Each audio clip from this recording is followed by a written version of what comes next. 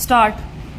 By no means it is suggested that whenever such charge of rape is made where the victim is a child, it has to be treated as a gospel truth and the accused person has to be convicted. We have already discussed above the manner in which testimony of the prosecutrix is to be examined and analyzed in order to find out the truth therein and to ensure that deposition of the victim is trustworthy. At the same time, after taking all due precautions which are necessary, when it is found that the prosecution version is worth believing, the case is to be dealt with all sensitivity that is needed in such cases. In such a situation, one has to take stock of the realities of life as well. Various studies show that in more than 80% cases of such abuses, perpetrators have acquaintance with the victims who are not strangers. The danger is more within than outside. Most of the time, acquaintance rapes, when the culprit is a family member, are not even reported for various reasons not difficult to fathom.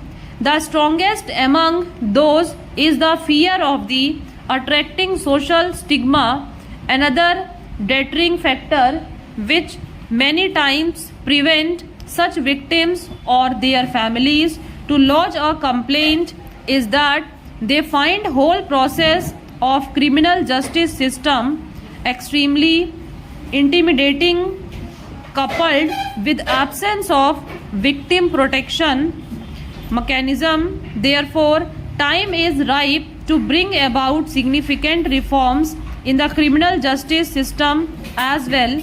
Equally, there is also a dire need to have a survivor centric approach towards victims of sexual violence, particularly the children, keeping in view the traumatic long lasting effects on such victims.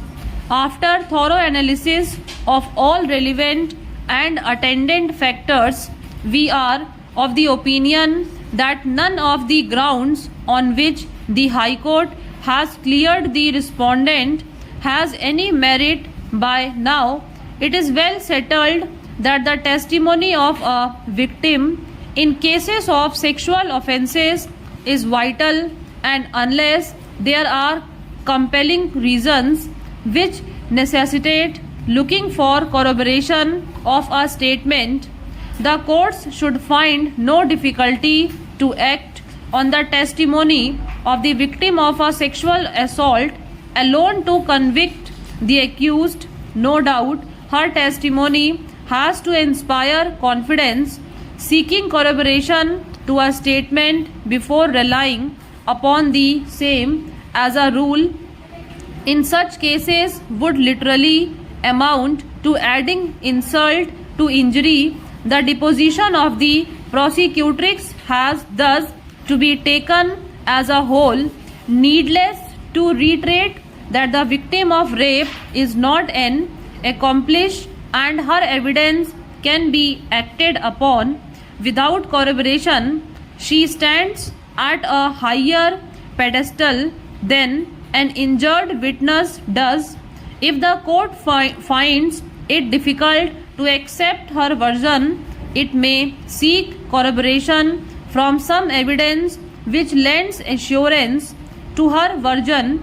To insist on corroboration except in the rarest of rare cases is to equate one who is a victim of the lust of another with an accomplice to a crime and thereby insult womanhood.